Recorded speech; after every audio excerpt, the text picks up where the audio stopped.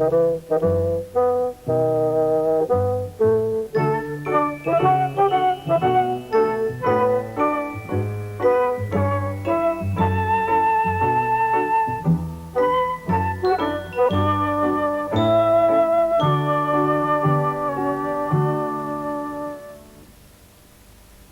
Hámi þótti matur góður. Í raun og sannleika hafði herra Hámur unun af að borða og því meira sem hann borðaði því feitari var hann. Og verst var að því feitari sem hann var því soltnari var hann. Og því soltnari sem hann var því meira át hann. Og því meira sem hann át því feitari var hann. Þannig koll að kolli. Herra Hámur bjó í húsi sem var talsveit líkt honum. Það var hús í þybbnar lagi.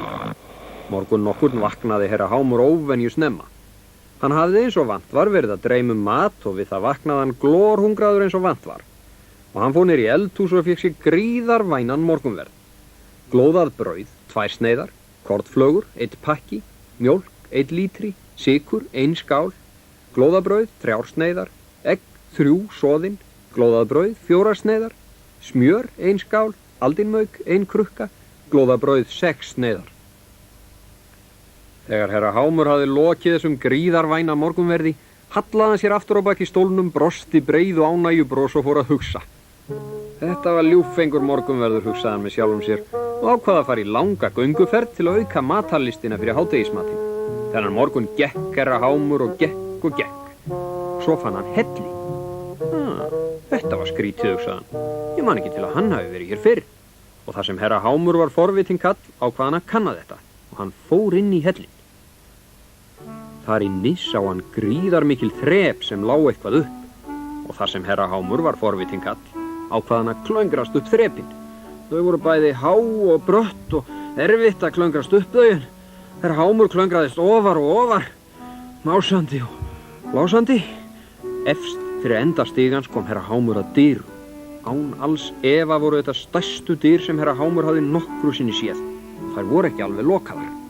Og þar sem herra Hámur var forvitinn kall, tróð hann sér gegnum dyraglufuna og þar blasti við honum furðu sýn.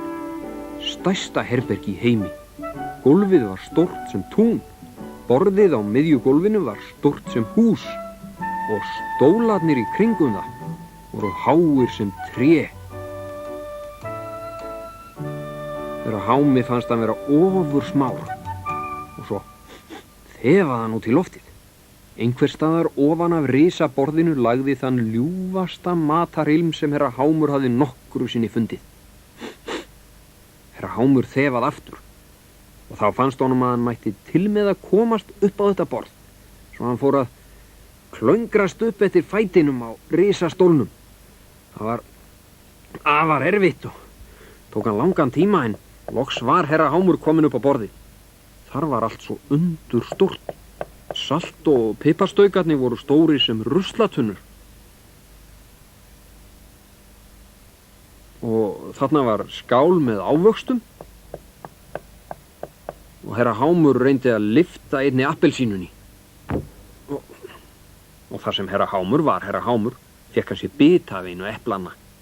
Svo leit hann í kringum sig. Á hinum enda borðsins stóð það sem þennan ljúfa ilm lagði af. Heljarinnar feikna gríðarstór risadiskur og á diskinum voru þessi líka heljarinnar feikna gríðarstóru risabjúgu á stærð við kodda og heljarinnar feikna gríðarstóra risakartöflur á stærð við lóðabelgi og heljarinnar feikna gríðarstóra risabaunir á stærð við kálhöfuð. Herra Hámur hraðaði sér yfir borðið að diskinum og þar sem hann var nú herra Hámur tók hann til matar síns. Allt í einu féll skuggi á diskinn og herra Hámur fann að risahönd hóf hann á loft og þarna horfðist hann í augu við alvöru risa. Og hver, sagði risinn með þrumu rödd, ert þú? Herra Hámur var svo hræddur að hann rétt gat tíst upp nafni sínu. Herra Hámur, tíst hann. Risinn hló þrumandi tröllahlátri. Nó,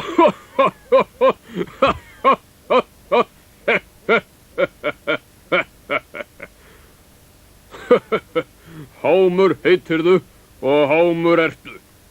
Ég held herra Hámur að þér veit ekki af ráðningu.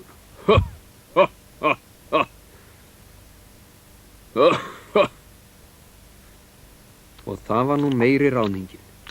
Risinn lét herra Hám borða allt upp til agna af heljarinnar feikna gríðarstóra risadiskinum. Þegar herra Hámur hafði lokið við allt, var honum orðið svo ógnar bumbult á honum fannst að vera komin að því að springa þá og þegar. Jæja, sagði Risinn mun þýðari röddu.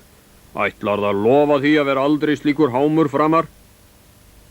Æ, já, veinaði herra Hámur. Ég lofa því. Gott og vel, sagði Risinn. Þá skal ég sleppa þér.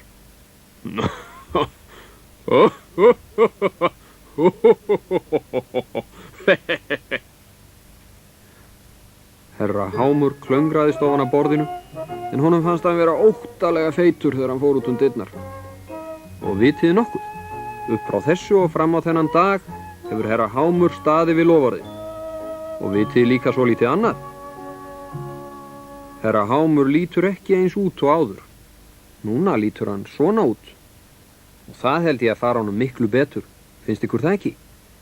Ef þið þekkið einhvern sem er eins mikill Hámur og herra Hámur, þá vitiði hvað ég að segja við hann. Varaðu þig á risanum.